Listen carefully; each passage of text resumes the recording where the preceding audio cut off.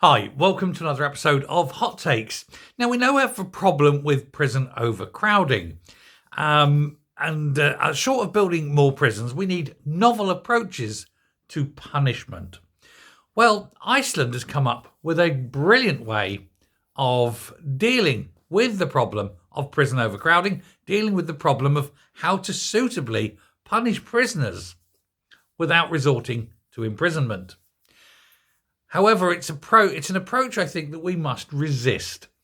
Now, I need to clarify here. When I say Iceland, I don't mean the country. Oh, no. I mean the purveyor of cheap frozen goods fronted by failed pop stars who keep popping out children. Because Iceland, the store, has suggested that rather than sending people to prison, they're given ankle tags and they come and work for Iceland, the store. Yep, they're saying, give us your cheap prisoners. We'll put them there working, obviously free. They can call working Iceland for their punishment. So they get a very, very basic prison wage, say £2 an hour. Plus Iceland will feed them very generously, I think. And that way they get to do a prison sentence, as it were, or at least they get some form of punishment of low-cost working, and Iceland get cheap labour to keep the prices down to help, poor families struggling to be able to afford food. How is this wrong? Well, number one, it's slave labour, isn't it? If you're not paying the full wage to someone for doing a day's work, then that is slave labour. So Iceland, the store, are actually asking to pull back. Let's have slave labour that they can then profit off. And secondly, how many actual real normal workers are they going to fire so that they can employ these slave labourers instead? It's not very good, is it? Oh, yes, no, we'll just make normal, good people who haven't gone to prison unemployed, and we will reward those who have gone to prison by taking them out of prison and just giving them slave labour wages, but at least they're not in prison. Doesn't look good, does it? It's not a good idea. But on the other hand, Iceland, for heaven's sake, who the hell would want to buy food that's being handled by prisoners? You don't know what those prisoners are in for. Again, not great. Anyway, the senior executives at the supermarket said they could be handing out jobs to what they're calling low-risk offenders facing short prison terms as part of a suspended sentence.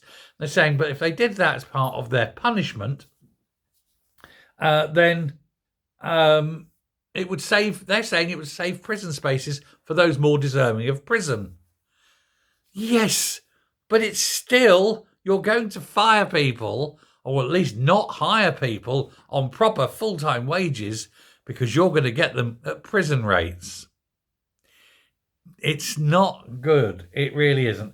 Now, it's very controversial, but then I suppose releasing prisoners early because you've got no prison space is also controversial, but that's what Labour do.